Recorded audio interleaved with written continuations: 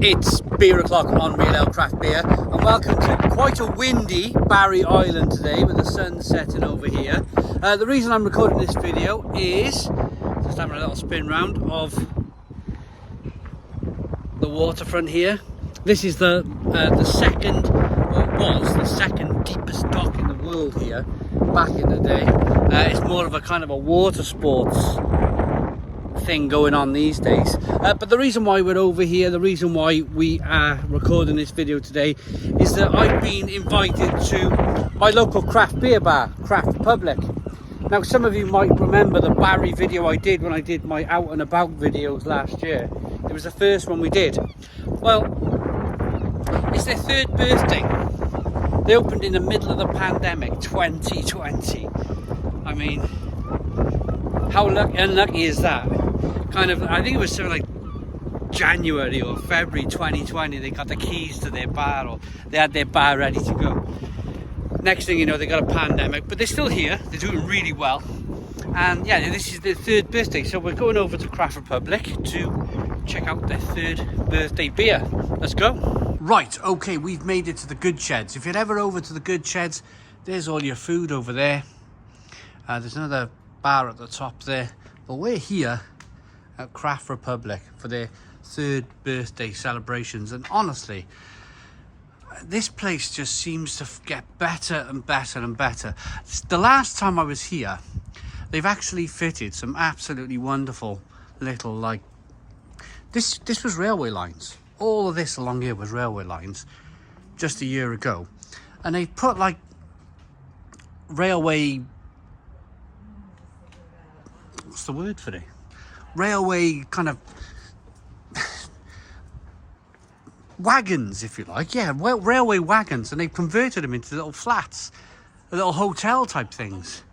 Restaurants opened here in the last year, the Cozy and Tapas Grill.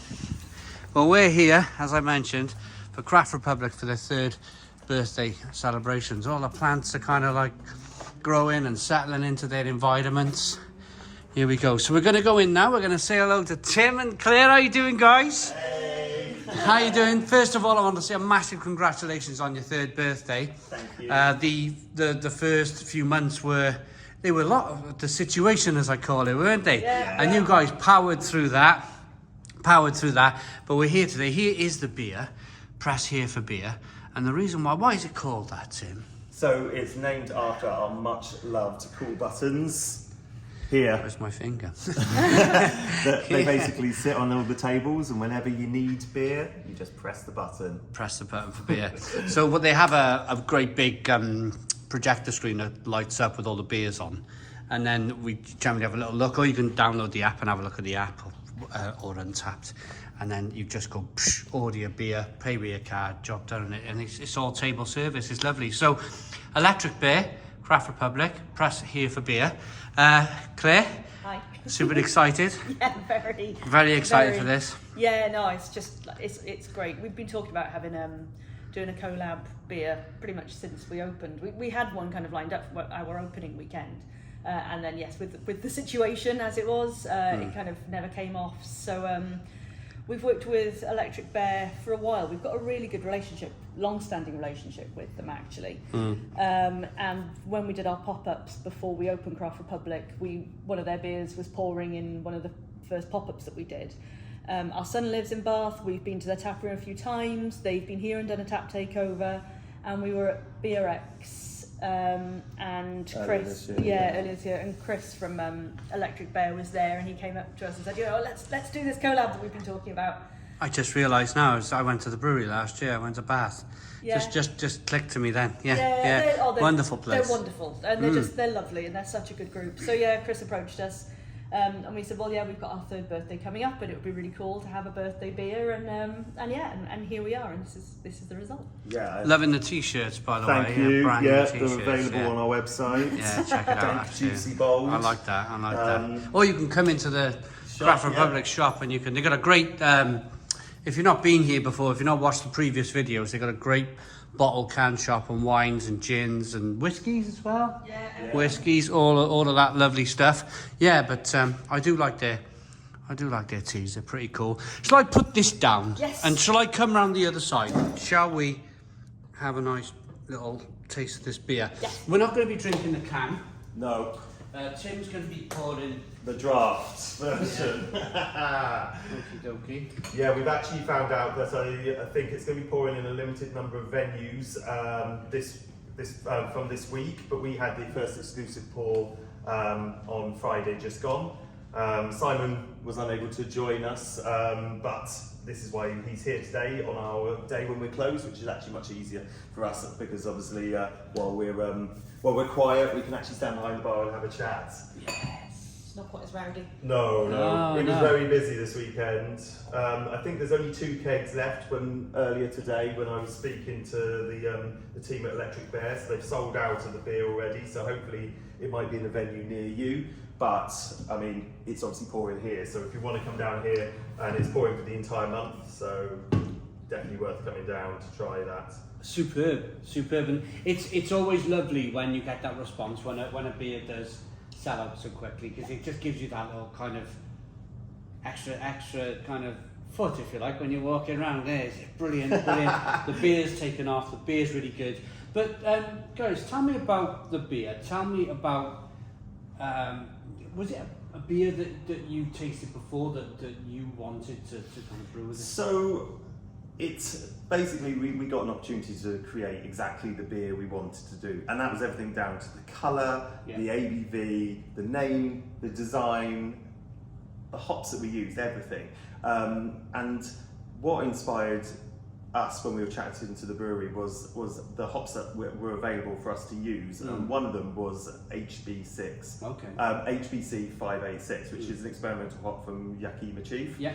And I tasted it in one of my beer tastings. I had a beer with that exact hop literally about 2 or 3 weeks before. It was an Armidston KCBC collab, and that was called Freedom Friends, and I loved everything that I got from it, and I was just like, I wonder whether we can kind of utilise that same hop to create something along the lines that we really wanted to. And we knew it had to be a NEIPA. Yeah. And Because clearly there's a lot of oats in this beer as well. yeah, we wanted that nice soft pillowy mouthfeel. So we knew it had to be New England IPA, because that's kind of, well, certainly it's my favourite style at the moment. It had to be a NEIPA, and it had to use Mosaic. That was my 2 kind of... The rest was left up to me.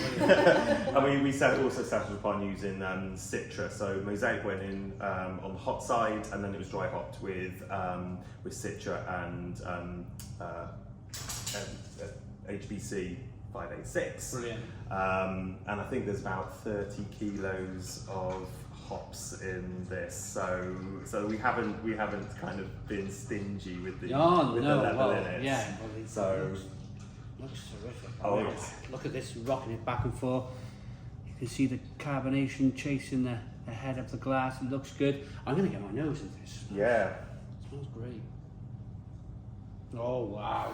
Oh, brilliant! But what brilliant. I like about this is the nose actually, because sometimes you have beers and the nose doesn't necessarily translate into the taste, but on this beer it does. It does. So I'm getting loads of tin pineapple. yep. Yeah. Loads of tin pineapple. Like I just opened a tin of pineapples, that syrupy juice. Yes. Yeah. Massively. Yeah. Really good. Should we get Nice mango. Cheers. Mango as well. Lots of mango. Yeah. Lovely. Let's get in. Cheers, everybody.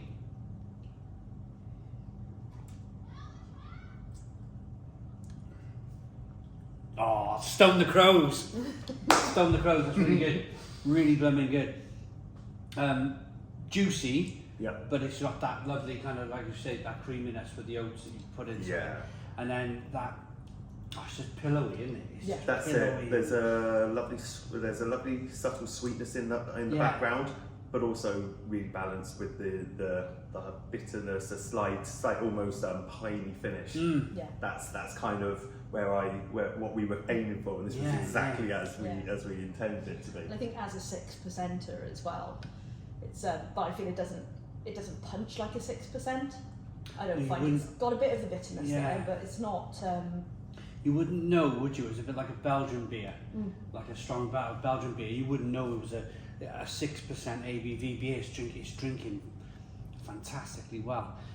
Really, I'm going to go back to that kind of mouthfeel. It's so pillowy and lovely. And then the hops they start coming through in the middle, don't they? Yep. That kind of tin pineapple, a little bit of orange, a little bit of mango, as you mentioned. They reckon obviously from 586 you can get lychee and almost a bit of lime. I don't know whether that necessarily translates through this, but it's obviously the mango, tin pineapple, that type. I think the lime comes through in almost like a fresh burst. Yeah. Like it's not cloying, it's not heavy. So you've got the tropical notes and that sweetness. But as I said, it doesn't drink like 6%, so it doesn't have that cloying kind of fuller body punch to it. But it's got a nice, it's almost like coconut as well. Yeah. Yeah. Almost like there's a little bit of coconut, like you say, with a lime. Yeah, that's really, really good, really good. And that, you mentioned that you use the Citra in the hot side? Mosaic, sorry, in the hot side. Yeah, you get a little finish, don't you, the bitterness. Yeah. A nice little kind of and that's what we wanted, because a lot of that's lost when you just dry hop in. It was that element just at the beginning which was really lovely to kind of be able to pull that through the whole process, and then just finish with those hops at the end, just to kind of balance really off a little bit of sweetness, with a nice bit of bitterness on the back end. Yeah. Oh, yeah, no, it's really good, and it's really exciting, isn't it, when you brew a collaboration beer, when you see it. Like on the pump, you've got your pump clips and and you've got the cans. You've got your branding on the can. And it's really hard to describe. It's just a proud moment, isn't it? It's a really proud moment. As you said, you wanted to do it in your first year. We had that whole situation that kicked off in 2020, but you rode that fantastically well. Just using the bottle shop, if I remember right. Yeah, that's correct. That is correct. Yeah. And it's still a big part of what we're doing, really. Still used on a regular basis, it's just another arm to our business, which helps us to kind of weather the craziness that is going on in the hospitality business. So it's all a real positive thing. But it's been really nice because obviously we, like yourself, we try a lot of beers. Yeah. So it was quite nerve-wracking, I guess, creating our own because we try something.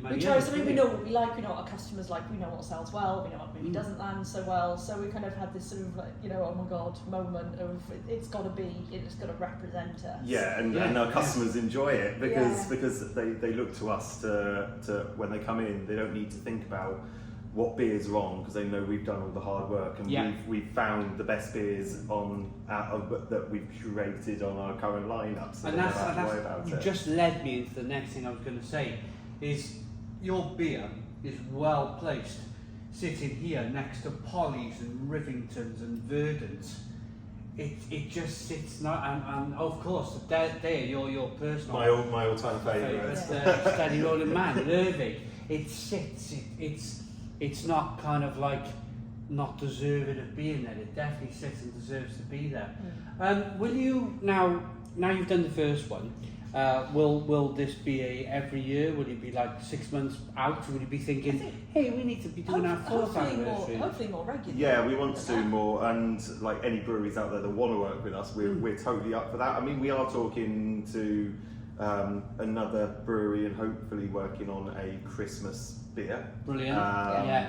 Someone more close to home for us. And it's one thing that we're just starting the chat now, because obviously we're already looking at Christmas from a business, and also if we want to make a beer for Christmas, we've got to start thinking about it now. Can you put loads of spices in it, ginger? There's something very special going into this specific beer, which obviously you'll have to wait and see, because if we can achieve it, it's going to be phenomenal. But I love the idea of having a line of our taps dedicated to us having like our collab beer. So we've bought a chunk of kegs from Electric Bear of this one, which is a good thing because in the first few days of pouring, we've flown through a lot of this beer. But I like the idea. So I don't want to tie it to just it being, a birthday thing.